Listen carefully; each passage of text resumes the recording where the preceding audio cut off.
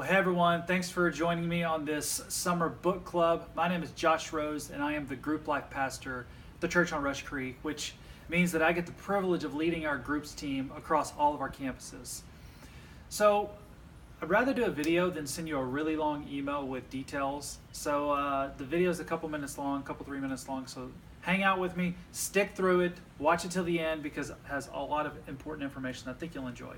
So why did I choose the book Unshockable Love, which by the way you should have. Start reading it the week of June 1st, and I'll send a video out probably Wednesday or so. My office will send it out, and don't get behind on the reading. You can watch the video. It'll just be me reflecting on the readings that we're doing, giving you some questions to really consider. I know in my own life, sometimes whenever I can talk about what I'm reading with another person, that other person will invariably interpret that reading a little bit differently, and they have questions that I'm like, I never even thought of that. And so hopefully this will be that for you. But you can get this on Amazon.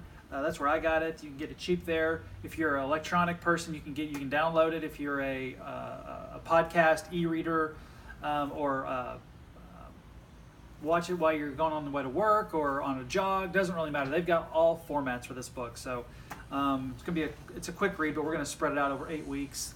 But I'm here on my front porch. This is my chair that I do my quiet time in. I spend time with the Lord, reading my scriptures on a regular basis, and I also do some reading here. So most videos will be here on my front porch. Having someone hold the video for me, like my daughter, who's behind camera today, or it'll be me, doing this kind of selfie video. It just depends on who's with me. So the video quality will vary, but just stick with me. What's important is that we can talk about these themes. So again, why the book Unshockable Love? Well, as you look at all of our campuses at Rush Creek, you see people coming for the first time, or they've been coming for a while, and we finally figure out that they're there through a connection card or a personal conversation. And they're broken, they're messy. They're just like us, although some people show it more than others. They haven't got life figured out. Some people don't want to figure out life. They just want to kind of wallow in their lifestyle that they're in. They just would like to come and not feel so guilty on Sundays. Or other people are just so desperate for finding some type of help that they finally come to the church at the very end of the rope. We've got people coming from all walks of life, and this book really is a conversation that, hey, you know what? We may be the only Jesus that they will ever see. The voice that they hear on Sundays from us or from our communicators may be the only voice of Christ that they'll ever hear. And that's a heavy burden. And so this book looks at different themes in the life of Christ and how he dealt with people. And he uses a really great analogy, which he introduces in chapter 1. I won't ruin it for you if you haven't started reading. But how you view people matters, because most of the communication you send to another person is nonverbal. And until we can master all of the different ways we send information and send what we think about others, until we master that, we're never going to be received by people the way Jesus was. We're never going to be able to make an impact in their life the way Jesus did. And with the Spirit dwelling in us, we can impact their life. We can treat them like Jesus did. But they won't hear it from us unless we do some surgery on our hearts and realize that maybe we don't see them the way we always think we do. Maybe they interpret us seeing them as judgmental.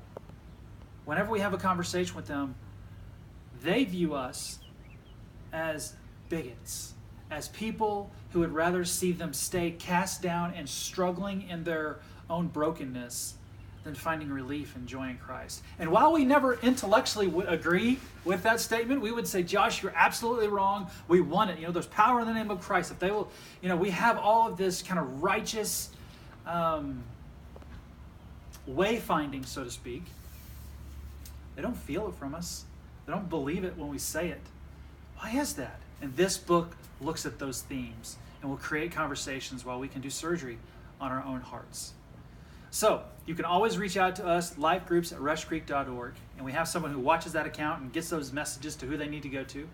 You can also reach out to me personally at joshr@rushcreek.org, and you can also call me at the church if you want to talk about anything. I've already had some folks email me ahead of time who've already started the reading.